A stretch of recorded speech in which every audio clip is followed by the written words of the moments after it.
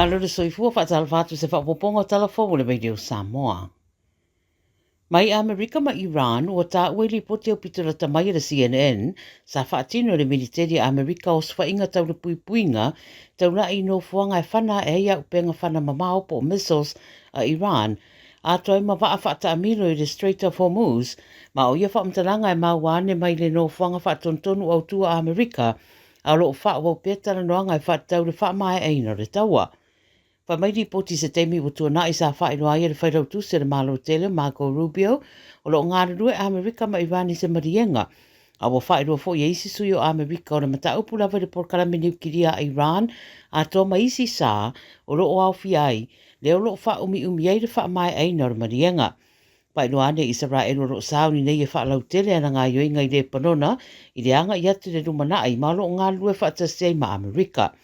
Ta ua i ripoti o oso whainga Amerika o loo whaia e mō le puipuinga o lātou lava pe a whaia e oso whaia ane mai ia no fuanga o Iran.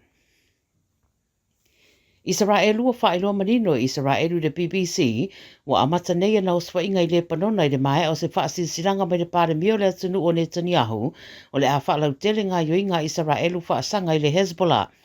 Whai mai te maangaro puipuinga Israelu le IDF, wa whaia nei a lata waswa inga whaasanga i le Hezbollah i le Bekaa Valley i le tu isa sae o le panona ma isi vaenga o le atunuu.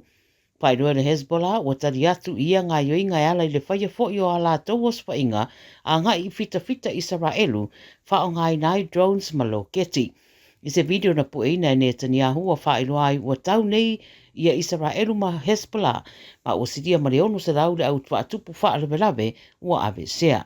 Na ia tā ua o le meo lo mana o mia o le whao popo pea o sa whainga o wala awai ma le presidente o le panona Joseph Aoun ina ia ngai ese umamai tangata Israelu mai le tu i saute o le panona.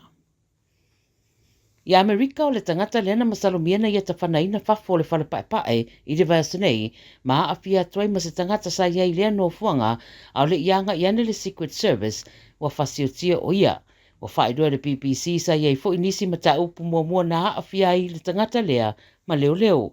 O Nazaya Best, pe ona whaidua le BBC, sa iai se ma ta upu na awhia i fo i mua le rua wherua lima na ia polokai se awala anga i atu i le whalepaepae ma ia whai i le vaenga o le Secret Service o ia o Yesu Kiriso. Na avea ia whaia se siaki o le mawhauwhau, ma le whaalulawe na tupu le vasu nei wa ia ta whana soro ai whafo le whalepaepae, a lo iai le presidente te tonu o le whalepaepae peitai e le ia whaina. E se tustu si ngā Trump i le social media, e ia whapta iai le Secret Service ma le lato puipuinga i le amata upu. E Australia wa molia nei se tamaita i le whasioti tangata i se whalamlawe na mawai se tene titi whātau sanga wa umalo naola i se whale e lata i Ipswich i le pō na pō. Wa mai na wala wana i le whasosoani whaamawame i le whale Lowood te o le se fulutasi le pō ma mawatu i le tene titi ua mariu au lo iai whaatasi mai si tamaite to o lua i le whale e leini o la manuanga. Pai mai leo, o lo lātou tala noa nei se tamaita e tolu sutasi tausanga e māsani i tamaiti uma e tolu, o mōria nei ia i lea mōrianga o le whasioti tangata. O leo auria lea so e tula iai rumo le whamsinonga, au lo o wha au wau le su e ngā leo i le nei whalami lave.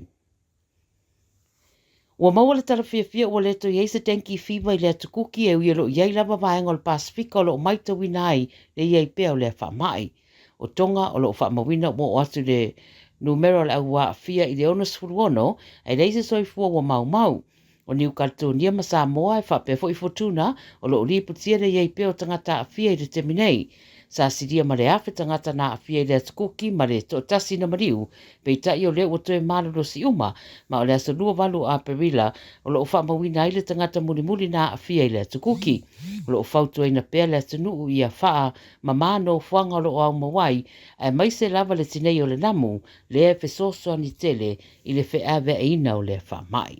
O talaia le Radio Samoa mo lau whaafonga mai le nei fo iaso manuia tele ngā ruenga o whenga iai.